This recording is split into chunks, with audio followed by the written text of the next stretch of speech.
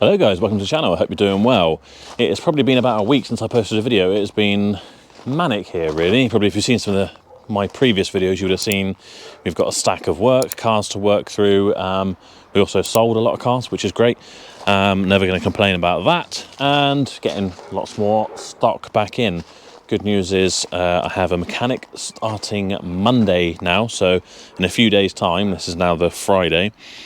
So hopefully that's going to help us start working through some of these cars, and it should give me a bit more time to get out here and film with them as well while the process is getting done. And with that said, I have some pretty good videos coming up. I've bought a subscriber's car over here, this Mondeo. Dropped a comment saying my car's going to be going through the auction, so of course I bought it. I haven't even looked at the car yet. I haven't even looked at, inside it or anything, so try and do a video of that shortly. Today's video though is of, you may have seen it on the community page, I've bought a Freelander 1, and as I've said in previous videos, I think they're crap. But this is a TD4, which is a saving grace for it. And I actually quite like this one. So let's check it out.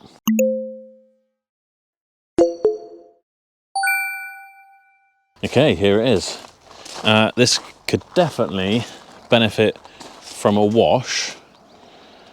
But what we've got is a 2004 Freelander 1. Like I say, it's a TD4, so it should be 2.2 turbo diesel, unless I'm having a complete brain meltdown. But standard wheels, but we've got Insa Turbo off-road tyres on there, mud tyres I should say, all the way around, matching set, which is quite cool.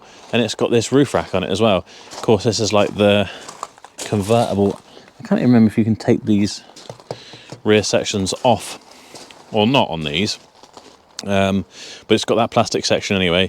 It's got twin sunroof on the front, and it's got this roof rack, which I think looks quite cool, but it almost looks a bit rear heavy, doesn't it? And I'm sure they've done it that way for the sake of the opening sunroof on here, but I would be tempted to shift that up so that it looked a bit more central in the car and looked a bit more like it made sense really. It's actually not in too bad condition. It's got a tow bar on it, and these things can tow 2 tons braked, surprisingly. I was surprised it was that much. I thought it might have been 1,500 kilos, but it's not. It's 2,000, so actually quite a useful towing machine. I've just spotted, there's my wiper, which has come off. I'm going to leave that there to be fixed. I really like on the Freelander ones that the back window is electric and you can put it down. So if you've got, like they have in here, dog in the boot, you can get loads of breeze in there. It's quite a nice feature. You can see it's had a couple of boffs on the rear corners. It looks like it's been a bit of a farm car, doesn't it? But nothing major, not for this, you know, being 19 years old. Scuff across there, scratch there. Someone's done some touching-in-y type things.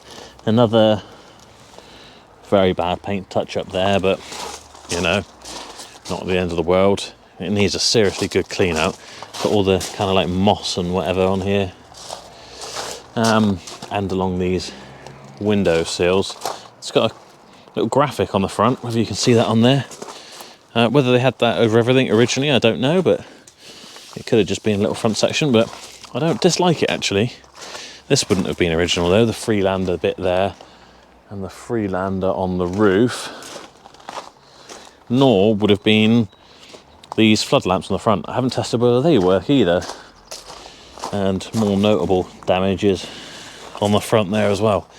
But other than that, for a little old 4x4, it's not too bad really. And I think this cleaned up, maybe if you polish the headlights a little bit, ran over some of the scratches, it'd actually be quite a presentable little thing. I think the mud tyres just make it look a little bit cooler than it would do if it didn't have them. Same with the roof rack. It's got a bit of a safari look to it, hasn't it? Let's have a look inside. So just the one key that I've got with this fob, which doesn't work. I haven't tried. Oh, it did work. Okay, that surprised me because it wasn't working before. Maybe we've got to get close enough. So it does work, so that's a bonus. We've got remote central locking then. Oh, our alarm's beeping at us. Maybe I need to... There we go. Hopefully that'll be okay. We'll have to take these seat covers off, see what the condition of the seats are underneath. Okay, grubby, but not that badly damaged anyway. Looks alright. I'd be tempted to keep these on. We've got rubber mats that look pretty well worn through. Same on this side. Small bottles of water and rear bench, which could definitely do with a good scrub and clean, but it's not bad. It's not as bad as it could be. You know, it could be horrendous in here. I suppose. Let's check out the boot. So you get this kind of barn door on the back of these, which is quite handy in a way. With a little door pocket on the back as well, which seems to have a wheel brace in it. We seem to have inherited a murder kit. Some work gloves, a rag, a jack, which is, you know, may come in useful somewhere. Probably not in our workshop, but maybe at home. Some bungees, always good. A wood saw. And what's in our lockable, I like on these Freelander ones as well, you've got this lockable sort of like boot safe type thing. So if you want to put tools and whatnot in there, looks like we've got our part of the jack kit or something in there. But you can shut that down and lock it. That's quite cool, isn't it? And obviously these seats will fold down and give you absolutely tons of storage space in here. Oh yeah, look, here's our what looks like release for taking this roof off. So you could have, oh god, almost fell off there. You could have this in convertible mode. Yeah, you pull that, and it would come off. Why you would, I don't know, but I don't think I'm going to. Well, despite being a bit grubby, it's not actually that bad in here. Certainly not for a old 4x4. We have got air conditioning, which is very nice. CD radio. It's a 5-speed manual. Got a hill descent button, and all of our switches are down here, along with this little armrest. Oh, free bottle of hand gel. That is a bonus. In the glove box, nothing much apart from a couple of bulbs. I actually really like that the cup holders on this are on top of the dashboard here. What a great place to have your cup holders. Out of the way of where your hands move and all that sort of stuff. Just perfectly plonked there. Don't ask me why I get so excited about different styles and designs of cup holders, but I just think that's a good place for them. It's very much like a van, like a Vivaro van, where you have them on the sides there, stick them at the front, they're right in the middle. That means they get nice deep cup holders as well, so your drink's actually held in there, it's not rocking backwards and forwards. Yeah, that's all I've got to say about the cup holders, really. No cruise control, no automatic lights, but you wouldn't really expect that in this age, would you? If I turn the key, we will see that we are on 149,437 miles, and it should fire up at the flick of a button. And it actually seems to run quite well. I did pick this up in the trailer, so I haven't actually driven it on the road further than taking it from the driveway onto the trailer, but I can already tell the tyres are going to be quite noisy. And I did have to put a new battery in there. It wouldn't start. I did use my topped-on JS 3000 jump starter, which would jump start a jumbo jet practically, but I think the battery had a completely dead cell. Sometimes you get a battery that's so flat it's got a dead short in it, and it's almost doing more damage than good being there. So even if you put an extra battery onto it or jump start it, sometimes if you're just like, why won't this start, the battery itself can create a short circuit in itself. So either disconnect that battery and just go straight to your jump source or whatever, and it may run, or ideally swap it for a new battery. So that's what I did. I went out, had a look at this, and then went back with a new battery, swapped it over, and it cost me another 50 quid. But now it fires off the button, no problems whatsoever, and seems to be charging perfectly. I think the other battery was just a couple of years old, and don't think this car really got used a lot, so I think it just suffered on that front. So I bought this car from a chap that I actually used to work alongside. He worked for a housing association doing building, carpentry, that sort of thing, whilst I had the contract to do the plumbing and gas, central heating, etc. So we'd often be on site at the same time. We got on very well with all the sort of maintenance guys that work for the housing associations. Fred would have been winding down to his retirement then, which must be somewhere between 7 to 10 years ago for me, because it's a long time since I've really been on the tools. And unfortunately now, to his health, due to his poor health, he's no longer able to drive. He's been told he can't drive anymore. So he had this and another car to sell. The other car was a bit too new for me. I think it had about 1,200 miles on it. So I'm trying to source someone to underwrite that for him. The little Freelander one, I said, well, do you know what? Yeah, I could offer you 750 quid for it. Part exchange or trade value was actually less, but I think We Buy Any Car was around about 560 quid, and he'd already told me it needed a battery, so that's another 50 quid on top.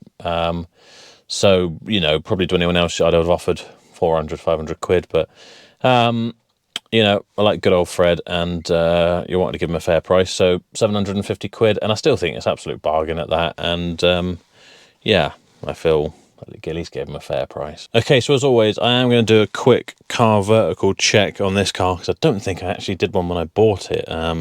Probably should have done, but I thought, you know, worst case scenario, if it is written off or whatever, I'm sure I'll get my money back out of parts or whatever.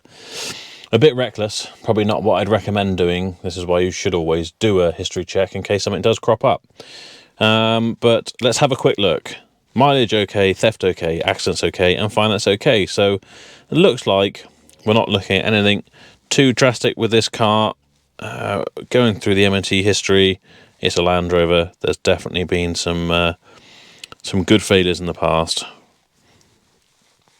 Mileage all seems to tally up. It's all going up in a nice straight line.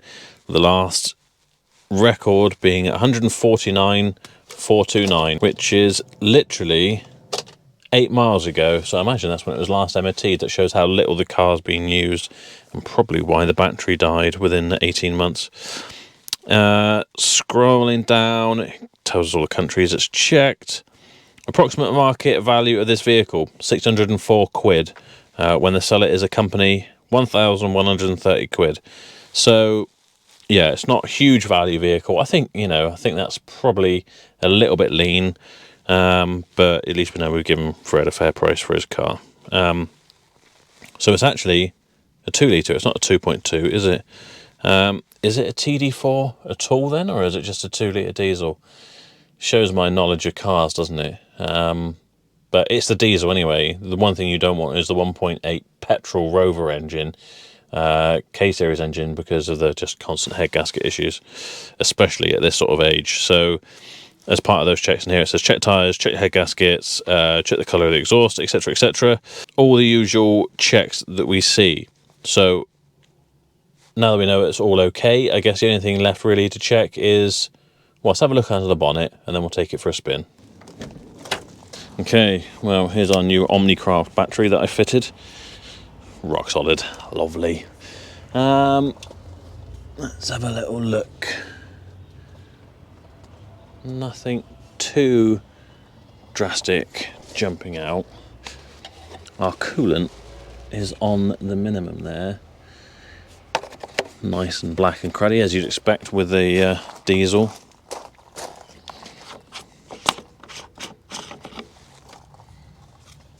All looks nice and clean in there. Everything looks alright for a 19-year-old. Well, it's nice to see a bit of black tape on there. I don't know what that's about. Maybe there's a bit of a boost leak at one point. Maybe we'll find out when we get on the road. I forgot to say that Fred, the previous owner of this, had just last year had a dual mass flywheel, clutch, etc, etc, and spent about 1,600 quid on this car. In fact, it wasn't last year, it was 2021. So it's just had a fresh clutch. Whether it had a service at that time, I can't remember, but if it had, it's been a couple of years, so probably worthwhile changing the fluids on this at least. And yeah, other than that, I can't really see too much drastically wrong with it. Listen to the noise of those inter turbos. This is at 30 miles an hour as well. Imagine doing motorway speeds. I don't know how you'd ever tell whether you had a wheel bearing gone or not on this, because the tyres are so loud you'd never hear a wheel bearing over the top of it.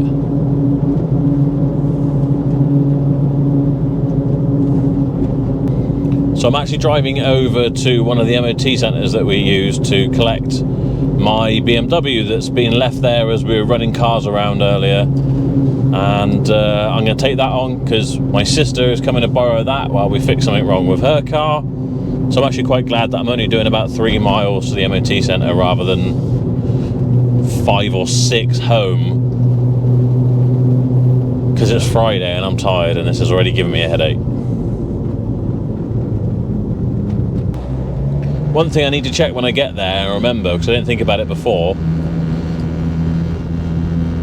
is find out whether this has still actually got its prop on it, whether it's still 4-wheel drive or if it's just been converted to front-wheel drive, which is so often the case with these, because you can end up with so much vibration and judder from knackered props or centre prop bearings that people just completely remove them, because most people don't really use the 4x4 function of the car.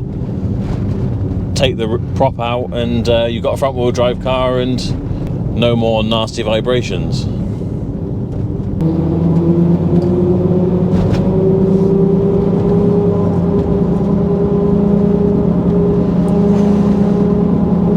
That's 50 miles an hour.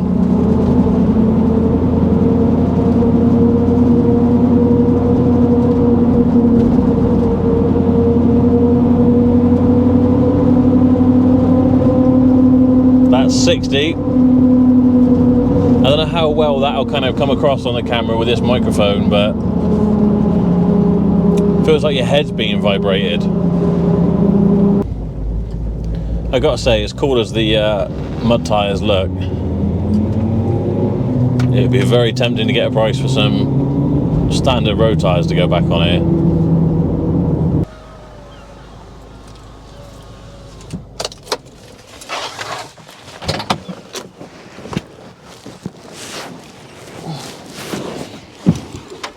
Oh, fucking hell. Oh yeah, it does still have its prop. Should be able to see there. So, I do still have four-wheel drive.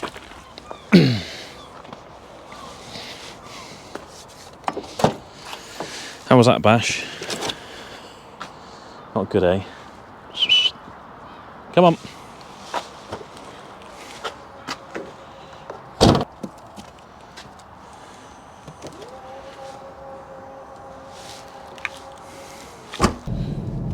Right, back in the BMW, what a difference that makes. It's like silence in here in comparison. Reminds me of driving my little off-road buggy, that thing. Which is funny because I was thinking about replacing my buggy with that little Freelander, because I paid about £3,500, I think, for my little ATV CF Moto thing, because it was a little 4x4 buggy that I could use around the farm. It was road legal, had a tow bar so it could tow, but the builder who was working for me down at the farm's already burnt out a clutch on it because it's like a CVT, like moped type gearbox. It's not really meant for heavy towing unless you've got it locked in low range, which of course it didn't. It hasn't got a heater, it hasn't got air conditioning, it doesn't really keep dry because it hasn't really got a windscreen, and like I say, it's not really meant for towing. But it was £2,500 more than that Freelander, and that will do all those things. I could sit in that in the dry with the heater on if needs be, or the air conditioning in summer. I could still load stuff in it. Sophie could tow with it with the horse box on occasionally if need to. That would fall within the weight of that, what that can tow. It just seems like it would be a bit of a better all-rounder for, you know, a bit of a farm car, taking care of stuff down there. I think, and I'd need to buy a quad bike or something for doing smaller tasks, weed spraying, dragging over the, grading the menage or the riding arena or whatever. But I happened to see one of my neighbours has got one of those for about 800 quid. So the Freelander and a quad bike, and it would still be half of what I paid for the buggy. So might be time to sell my buggy, which is it gives me a few issues every now and then because it doesn't really get used. The battery doesn't seem to hold charge that well, and I'd have to set up a trickle charger to make sure that started okay, and I got to muck around with a choke and all that sort of stuff. It's not something we can really fix at our garage, so I take it to someone who works on it as a specialist thing. So I'm starting to think that a little quad bike and the Freelander might be a more economical solution. So we will see. It's certainly not something I'd want to drive on the road. I can't see a huge benefit in putting road tyres on it and trying to make a profit. I don't think there's going to be a huge profit to be made, to be honest. But I quite like it. I'm glad to have been able to give Fred a decent price for it, a fair price for it. And, you know, with the mud tyres and everything like that, it would actually be a really handy bit of kit on the farm. Oh, and the other thing, of course, is a bit of off-roading, a bit of cheap off-roading fun. I've never really had the urge to do big-time off-roading stuff, but to be able to take something that I haven't put too much effort into and go and have a bit of fun, do a bit of green laning, and something I'm not too precious about, I could really get into that. And I've already had a message from a subscriber, Philip, who says, you know, come on over to Wales, we can do some stuff. So, yeah, that may well be something that happens as well. I think I'll probably trailer it to Wales and then go from there. But yeah, as I say, let me know your thoughts. If you enjoyed the video, please do give it a thumbs up. If you're new here, please subscribe to the channel. If you're not, thank you for continuing to watch. And Bash and I will see you next time.